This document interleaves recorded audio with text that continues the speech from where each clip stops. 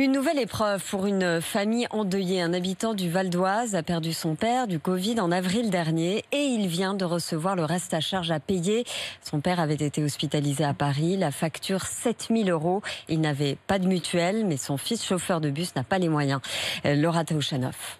C'est la double peine pour cette famille du Val d'Oise. Le père décédé du Covid à 74 ans. Et cette facture, 7 000 € pour 10 jours passés en réanimation.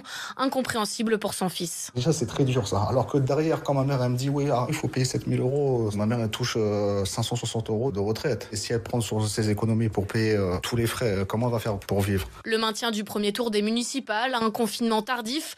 Selon lui, l'État est responsable de la mort de son père. Mes parents, ils sortaient pas. Mais après, dès que le président il disait qu'en quoi on pouvait aller voter, eux, ils sont sortis un petit peu confiants. À partir de ce jour-là, du 15 mars, le jour du vote, on a eu les premiers symptômes et tout s'est enchaîné. Cette facture n'a pourtant rien d'illégal. Le défunt n'avait pas de mutuelle.